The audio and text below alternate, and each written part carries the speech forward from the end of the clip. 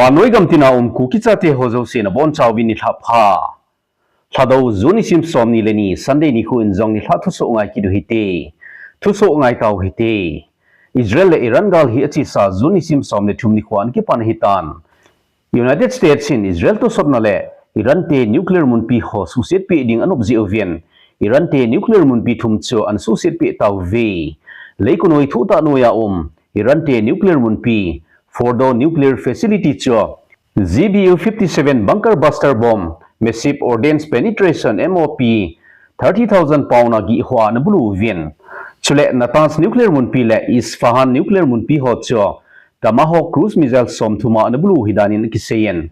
chuchi cruise missile ho chu submarine kiti tuinoi kunglen ho akhona an kap do hidanin zong kiseye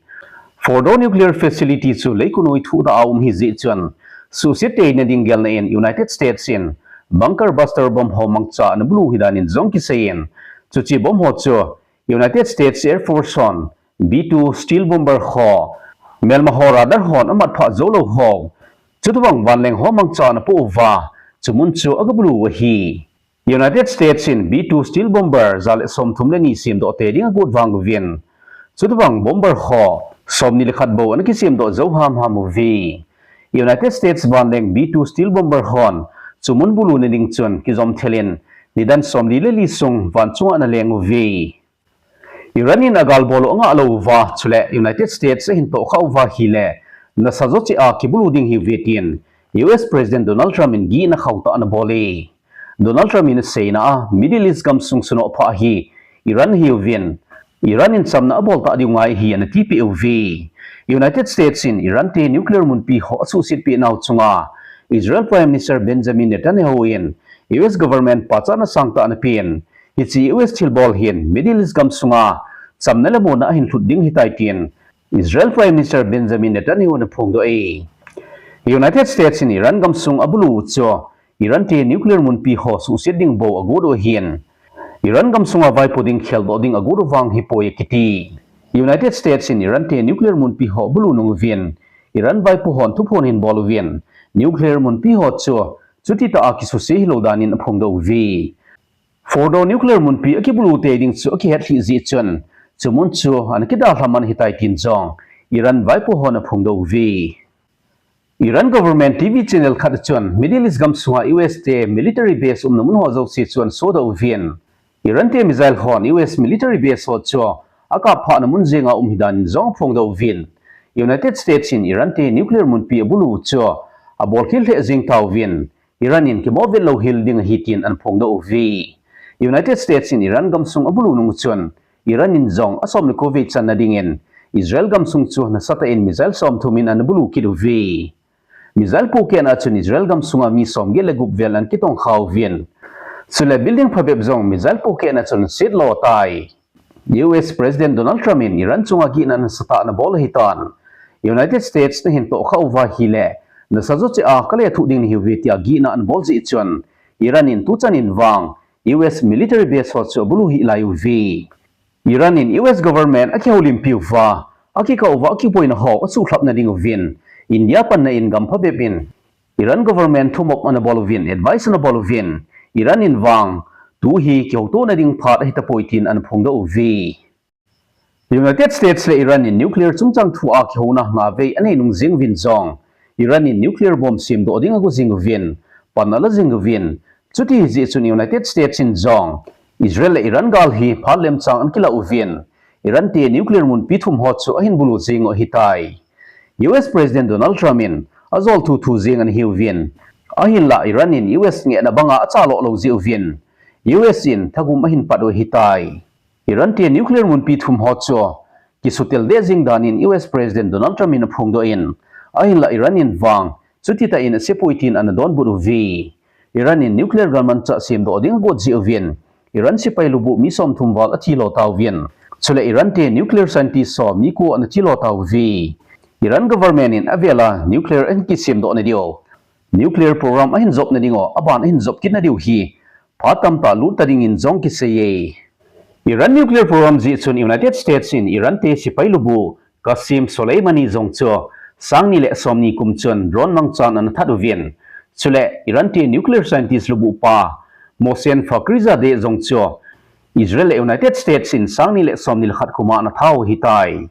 chule Mossad hon sangkhat zaku somget kumchon Egypt mi Iran te nuclear scientist khat Yaya El Masad zongcho periscope a hotel room sung khat a na tha saw na hitai United States President Donald Trump in Iran gi na bolin samna na bol diu kham nagal bolo na bol diu kham gal na bol bewa hi le man tha na sata na chungwa thong ding hi tin gi na bolin chule US President Donald Trump in say na target aha sadi sit thum ho chu ki bulu hitan su sit ding target tam ta om na lain samna na bol wa lo wa hi le aban ban cha ki bulu ding hin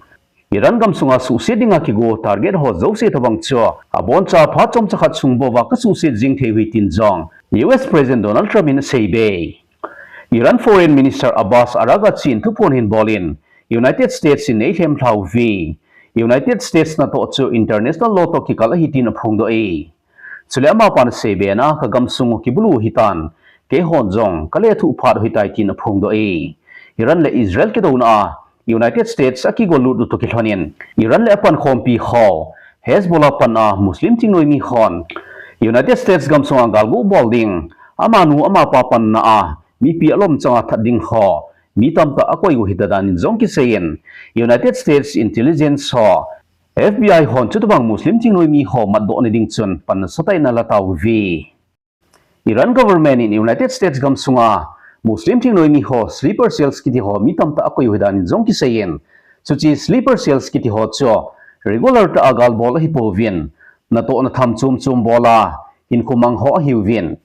apan sa ho vin na to ding go ting lebo aman chauwa na to sa anom ho cho chutubang sleeper cell so chun to dinga ki pi ho chu an to do jiu hi bo vi Iran government le Hezbollah thingnoi mi hon chutubang sleeper cell so mangchan achi sa sangkhat zaku som ko le li kum chun Argentina capital Buenos Aires munaum Jewish Community Center chu an Abulu vi chutubang sleeper cell so chun United States gam sunga attack abol diwa United States in again mo hi Iran gam sunga Mossad jen ho Israel government adinga tong ho Iran government in ali chana dingin Mossad jen khat an mando ki taw vi Iran government in Mossad jen khat atha naw hap ta khat jong hling lo lain adang khat an mando ki devin zuni sim som ni leni tu ni khu chun Masjid Mosaida chu an khat do ki taw vi Mossad jen amat do pau chu Iran government in chung thu gang de gangin an tanu vien an khaili pai jing vi achi sa zuni sim som lego haptama sa sungchun Iranin Mossad jen khat Ismail Fakri zong an khaili saw na hi ama pa chu achi sa December sang ni le som ni le thum thasunga an madda o hitai ama pan Israel government a khona athalo ho sumle pai ho mu thene ding chun cryptocurrency wallet khan ki hondoin chuchi cryptocurrency wallet a khon chun Mossad hon ato man ho chu na pi jiwa hi sule ama pan thugu ho Mossad ho pi do na ding chun communication platform khat midang hon amat pan thelo ding ho na mang chain Mossad ho thu an thot jinga hi United States in Iran gam sung ablu nung vien Iran ti adinga gol pha Russia hinga Iranin panpina thum dinga go taw vien Iran Foreign Minister Abbas Araga chicho Russia gam sunga khot do dinga jini ko monte ni khole kun do dinga hitai Iran Foreign Minister in gale tol thu Russia President Vladimir Putin a Olympi dinga hi United States in Iran te nuclear Munpi ho Abulu cho Russia government in sangte in thimo chanovien United States in ato diwa lomlo atong do ovien international law suke ovetin Russia government in US thimo chanovi Iran in nuclear program nei ho cho thilsi aman cha dinga nei hipon Iran government in asu khelui macha umpoi vanoin United States apo tibdiu ngai tin Russia na phungdo ovien chule Iran in nuclear bomb sim do dinga go vetia ngona akibol ji mai maya Iran te nuclear Munpi ho akibulu jing cho Russian ka hethem po vi Iran te nuclear agreement anumsa chuchi kinok tuna akuna United States government an podo sa hiwin chule talks anuka pending United States in suboy win Iran te nuclear Munpi ho zo US government in ahin bulu taw vitin Russian US thimo chan kidu vi Russian Iran ahin panpiwa Iran gala ahung ki kumuwa Israel le United States do na pan ahin lauwa hile North Atlantic Treaty Organization neto gam hon Ukraine gala pan hin lau vintin Russia chunga na sata agal ahin bolte diu win umtan Third World War chu nai chaum hi zin Russian Iran hin ki thu piuwa gala ahum pandiu wang ta sanom pui United States si military alliance si pai ho ki gop khom now North Atlantic Treaty Organization NATO a member khat hi ziuvian Iran le Russia in United States in to khauwa hi le North Atlantic Treaty Organization NATO in aban hin job dingo NATO in aban hin job diwa NATO in dalemol an nei sau ma hi Russia in abol khil khauwa hi le vanoya galpi thum channa thal walwar do theding a hi thu so chan hin ki chai tai thu so ngai ho zo sin a bon chawin mang pha